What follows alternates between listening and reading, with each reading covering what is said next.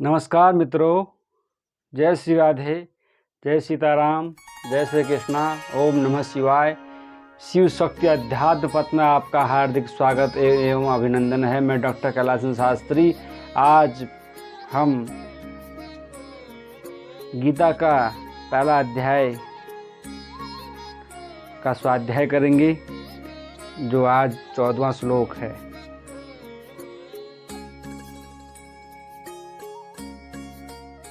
ततः श्वेतैर्हयैर्युक्ते महति स्यन्दने स्थितौ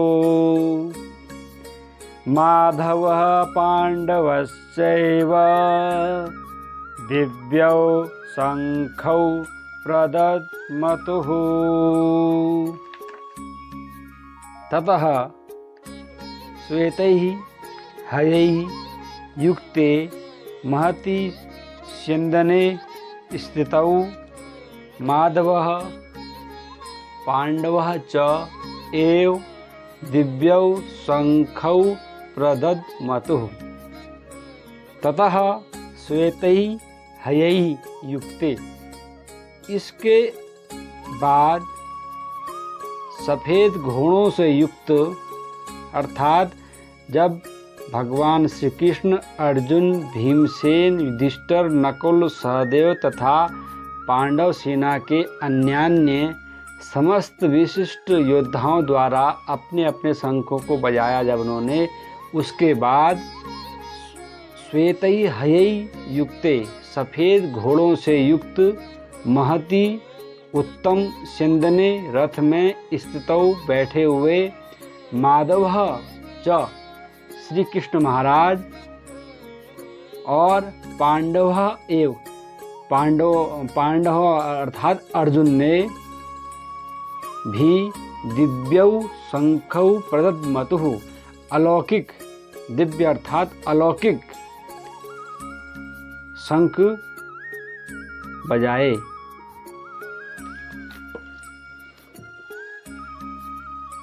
अर्जुन का जो रथ है बहुत दिव्य है, अलौकिक है। वह उस युद्ध को, उस रथ को खांडव वन दाह के समय अग्निदेव ने प्रसन्न होकर अर्जुन को दिया था। ऐसे विशिष्ट रथ पर विराजित भगवान श्री नारायण स्वरूप श्री कृष्ण और वीरवर अर्जुन ने जब भीष्म पितामह सहित कौरव सेना के द्वारा बजाए हुए शंखों और अन्यान्य रणवाद्यों की ध्वनि सुनी, तब इन्होंने भी युद्धारंभ की घोषणा करने के लिए अपने अपने शंख बजाए।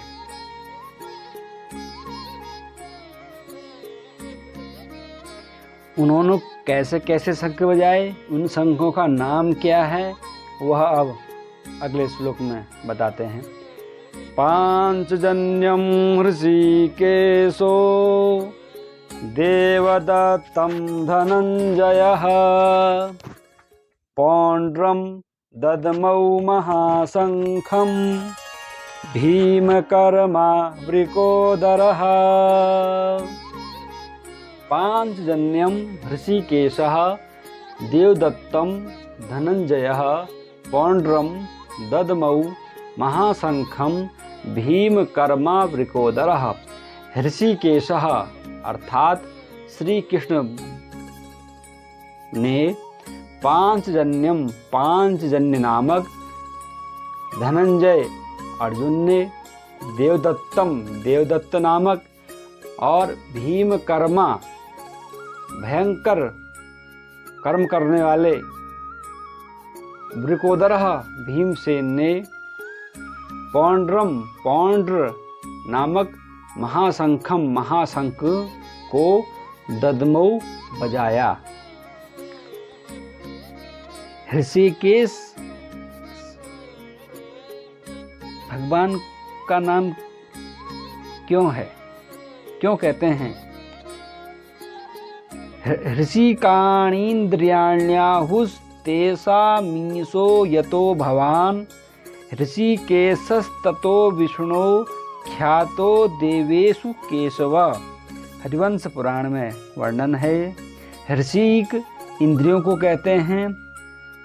हे प्रभु, आप उनके ईश स्वामी हैं, अतः केशव आप देवताओं में ऋषिकेश नाम से विख्यात हैं। यह वर्णन हरिवंश पुराण में प्राप्त होता है। हर्षात एक व्युत्पत्ति और है। हर्षात सुखात सुखैश्वर्याद ऋषिकेशत्वमश्नुते। हर्ष सुख सुखमय ऐश्वर्य के ईश होने के कारण भगवान श्री कृष्ण का नाम ऋषिकेश भी है, इसलिए उनको ऋषिकेश कहते हैं। ऋषिक इंद्रियों का नाम है, उनके स्वामी को ऋषिकेश कहते हैं। तथा हर्ष सुख और सुखमय ऐश्वर्य के जो खजाने हैं, निधान हैं, उनको ऋषिकेश कहते हैं। भगवान इंद्रियों के अधीश्वर भी हैं और हर्ष सुख और परमेश्वर के परम ऐश्वर्य के खजाने निधान भी हैं, इसलिए उनका नाम ऋषिकेश है। पंचजन नामक शंख रूपधारी। अब पांचजन्य से क्या तात्पर्य है? पंचजन नामक शंख रूपधारी एक दैत्य को मारकर भगवान ने उसे शंख रूप से स्वीकार किया था। इससे उस शंख का नाम पांचजन्य हो गया। और अर्जुन का नाम धनंजय क्यों पड़ा? उन्हें देवदत्त शंख कहाँ से प्राप्त हुआ? राजसूय यज्ञ के समय अर्जुन बहुत से राजाओं को जीतकर अपार धन लाए थे। इस कारण उनका एक नाम धनंजय हो गया और देवदत्त नामक शंख इनको निवात कवचादि दैत्यों के साथ युद्ध करने के समय इंद्र ने दिया था। इस शंख का शब्द इतना भयंकर होता था कि उसे सुनकर शत्रुओं की सेना दहल जाती थी।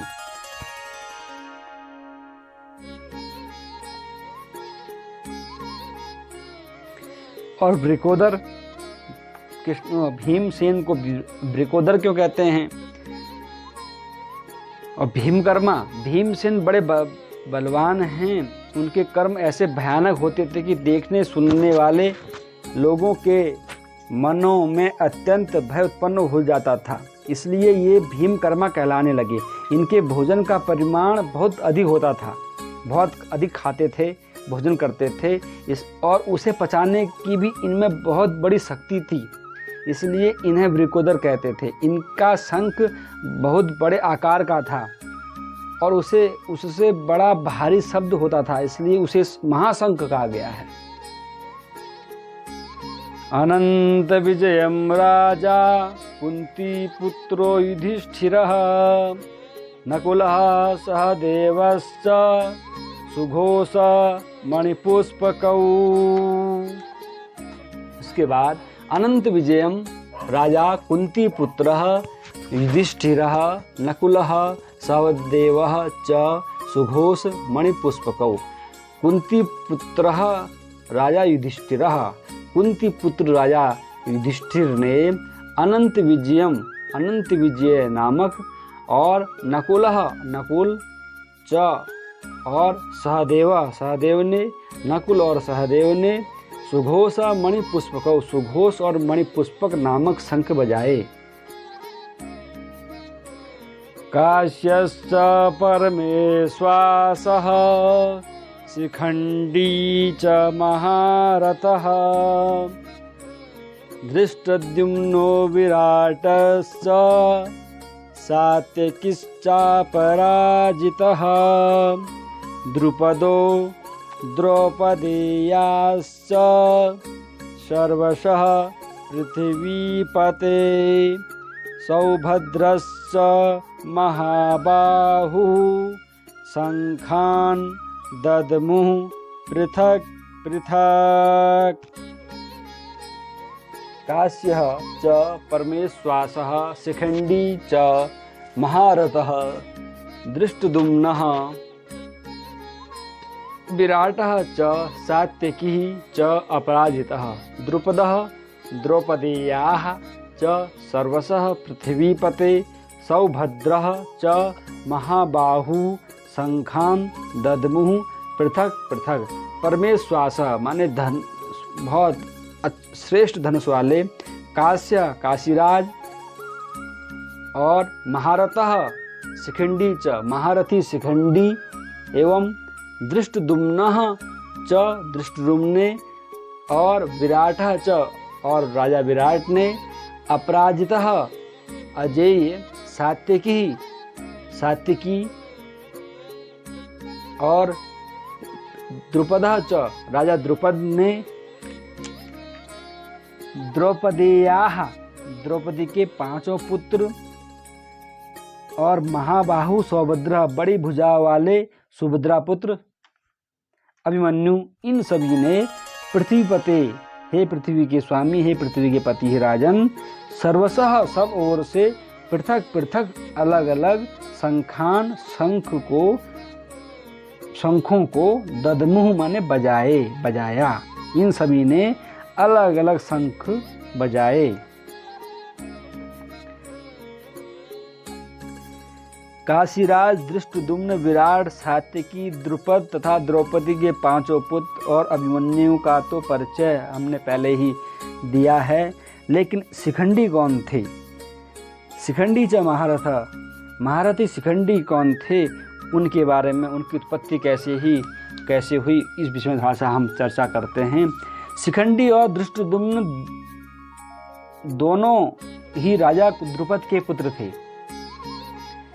शिखंडी बड़े थे, दृष्टद्युम्न छोटे। पहले जब राजा द्रुपद के कोई संतान नहीं थी, तब उन्होंने संतान के लिए आशुतोष भगवान शंकर की उपासना की थी। भगवान शिवजी के प्रसन्न होने पर राजा ने उनसे संतान की याचना की। तब शिवजी ने कहा, तुम्हें एक कन्या प्राप्त होगी। राजा द्रुपद बोले, भगवान मैं कन्या नहीं चाहता, मुझे तो पुत्र चाहिए। इस पर शिवजी ने कहा, वह कन्या ही आगे चलकर पुत्र रूप में परिणत हो जाएगी, बदल जाएगी। अर्थात इस वरदान के फलस्वरूप राजा द्रुपद के घर कन्या उत्पन्न हुई। राजा को भगवान शिव के वचनों पर पूरा विश्वास था, इसलिए उन्होंने उसे पुत्र के रूप में प्रसिद्ध किया।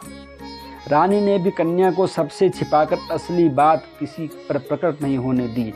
उस कन्या का नाम भी मर्दों का सा शिखंडी रखा गया और उसे राजकुमारों की सी पोशाक पहनाकर यथाक्रम विधि पूर्वक विद्याध्ययन पढ़ाया लिखाया। समय पर दशार्ण देश के राजा हिरण्यवर्मा की कन्या से उसका विवाह भी हो गया।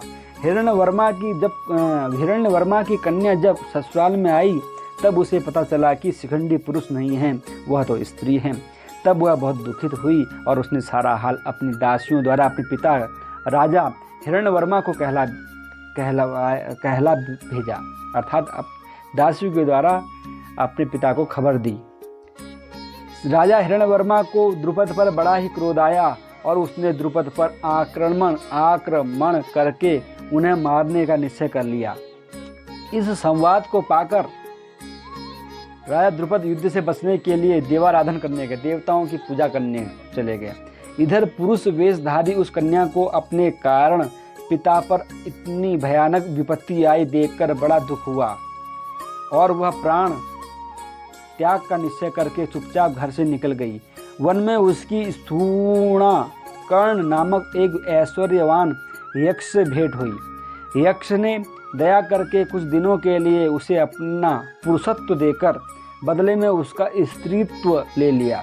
इस प्रकार शिखंडी स्त्री से पुरुष हो गया और अपने घर पर आकर माता पिता को आश्वासन दिया और ससुर हिरण्यवर्मा को अपने पुरुषत्व की परीक्षा देकर उन्हें शांत कर दिया।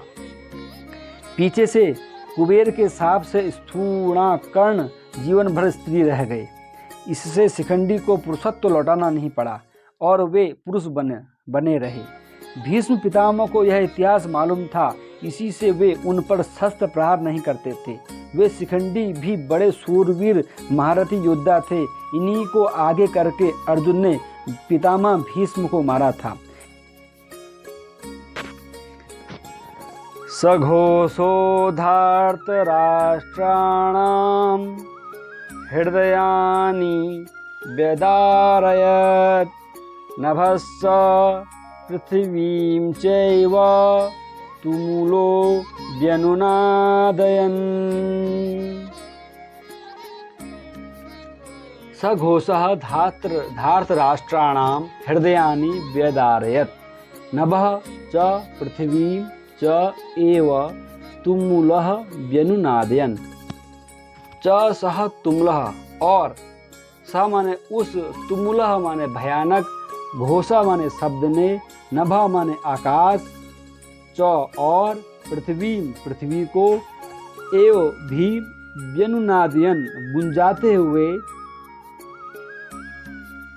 धार्त राष्ट्रों के यानी दुर्योधनादि के हृदय वेदारयत मैंने विदीर्ण कर दिए। जब सभी ने शंख बजाए तो उस भयानक शब्द ने, उस शंख ध्वनि ने आकाश और पृथ्वी को भी गुंजाते हुए धार्त राष्ट्रों के यानी आपके पक्ष वालों के हृदय विदीर्ण कर दिए। पांडव सेना में जब समस्त वीरों के शंख एक ही साथ बजे, तब उनकी ध्वनि, शंख की ध्वनि इतनी विशाल, गहरी, ऊंची और भयानक हुई कि समस्त आकाश तथा पृथ्वी उससे व्याप्त हो गई। इस प्रकार सब ओर से उस घोर ध्वनि के फैलने से सर्वत्र उसकी प्रतिध्वनि उत्पन्न हो गई, जिससे पृथ्वी और आकाश गूंजने लगे। उस ध्वनि को सुनते ही दुर्योधनादि धृतराष्ट्र पुत्रों के और उनके पक्ष वाले अन्य योद्धाओं के हृदय में महान भय उत्पन्न हो गया। उनके कलेजे इस प्रकार पीड़ित हो गए मानो उनको चीर डाला गया हो। बोल कृष्ण भगवान की जय। ओम कृष्णार्पणमस्तु। ओम विष्णवे नमः। ओम विष्णवे नमः। ओम विष्णवे नमः।